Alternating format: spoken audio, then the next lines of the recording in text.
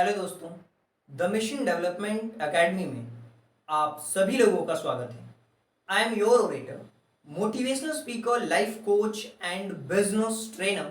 दोस्तों, आज सेल्स और मार्केटिंग के अंदर हम डिस्कस करेंगे how to tie up with influencer, कि कैसे हम इन्फ्लुएंसर्स के साथ में टाई अप कर सकते हैं, उनके बारे में चर्चा करेंगे। देखिए, जिस तरीके से social media day by day grow करते जा रहा है, वैसे ही इन्फ्लुएंसर्स की डिमांड भी बढ़ती जा रही है।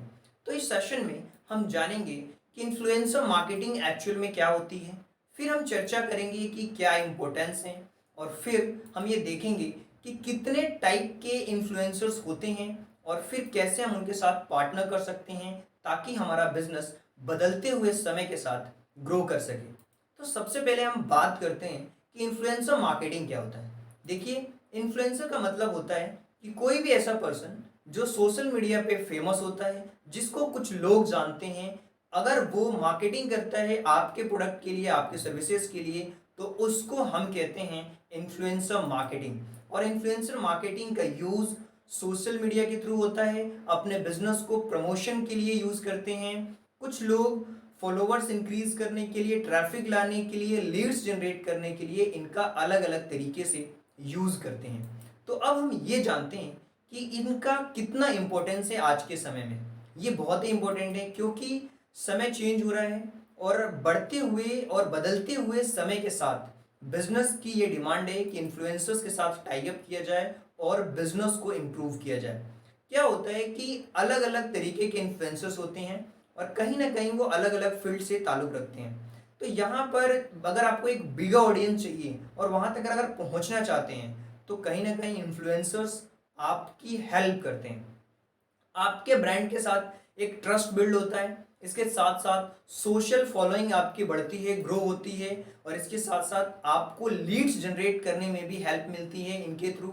आपके जो वेबसाइट्स है उस पर ट्रैफिक इंक्रीज हो जाता है, इसके साथ साथ आपकी जो सेल्स है वो इम्प्रूव होती है, और इसके अलावा आपका जो बॉन्ड है अपने कस्टमर्स के साथ में, अपने कंज्यूमर के साथ में, वो स्ट्रॉन्ग होता है। इसके अलावा आप कोई भी गोल ईजिली और इफेक्टिवली आप अचीव कर सकते हैं इस इन्फ्लुएंसर मार्केटिंग की मदद से। इसके अलावा अगर मैं बात करूं तो आप एक्यूरेट टारगेट कर सकते हैं। जैसे मान लीजिए कि आप एजुकेशन के फील्ड में काम कर रहे हैं, तो आपको कोई ऐसा इन्फ्लुएंसर देखना होगा जो एजुकेशन में बहुत फेमस हो, और आप उस तरीके की ऑडियंस तक पहुंच सकते हैं। इसी तरीके से अलग अलग चीज़ें हैं, जैसे फेसबुक अपडेट की जो एल्गोरिदम है, कहीं ना कहीं वो फेवर करती है इन्फ्लुएंसर्स को।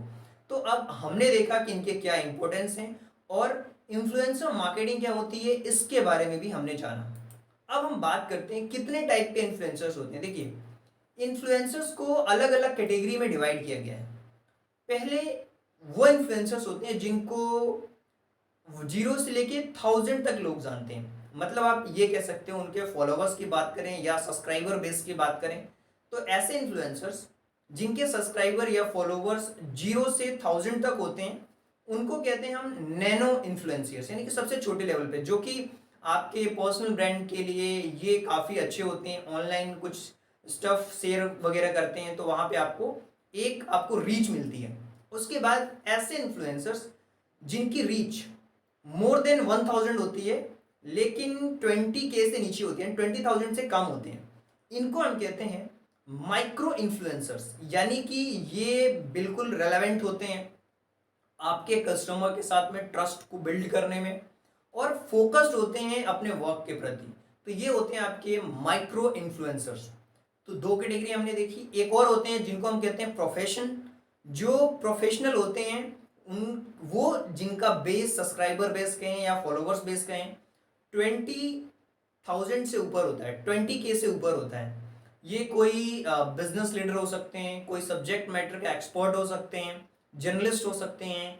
तो इस लेवल पे अगर आपको हेल्प चाहिए तो वो प्रोफेशनल्स होते हैं। इसके बाद आते हैं मैक्रो इन्फ्लुएंसर्स, यानी कि जिनकी ब्रांड वैल्यू और जिनका सब्सक्राइबर बेस 1 लाख से ज़्यादा होता है, 100K से ज़्यादा होता है। यानी कि इन पे ट्रस्ट आप ज़्यादा से ज़्यादा कर सकते हैं, इनकी रीच ज़्यादा से ज़्यादा लोगों में होती है, पब्लिक इनके कंटेंट को कंज्यूम करती है, तो ज़्यादा लोगों तक इनकी रीच होती है। उसके बाद सबसे बड़ी कैटेगरी आती है सेलिब्रिटीज, यानी कि जिनका सब्सक्राइबर बेस 1 मिलियन से ज़्यादा होता है, यानी कि 10 लाख से ज़्यादा होता है, राइट। उनको हम सेलिब्रिटीज कहते हैं। तो इस कैटेगरी के अंदर पूरे इन्फ्लुएंसर्स को डिवाइड किया गया है, nano influencers, micro, professionals, macro और सेलिब्रिटीज। तो आपको देखना है कि आपके बिजनेस के लिए किस तरीके के इन्फ्लुएंसर्स कहीं ना कहीं आपके लिए फिट होंगे, आपको ये समझना पड़ेगा। देखिए, जितने बड़े इन्फ्लुएंसर्स होंगे उतनी ही उनकी ब्रांड वैल्यू ज़्यादा होती है, वो आपसे ज़्यादा पैसे की डिमांड करते हैं। तो आपको देखना होगा क्या मैं नैनो माइक्रो इन्फ्लुएंसर्स से मेरे बिजनेस ग्रो कर सकता है, तो आप छोटे लेवल से स्टार्ट ले सकते हैं। तो अब हम चर्चा करते हैं और समझने की कोशिश करते हैं कि इनके साथ में कैसे पार्टनरशिप की जा सकती है इन इन्फ्लुएंसर्स के साथ में। देखिए, बहुत सिंपल है चीज़ें समझना।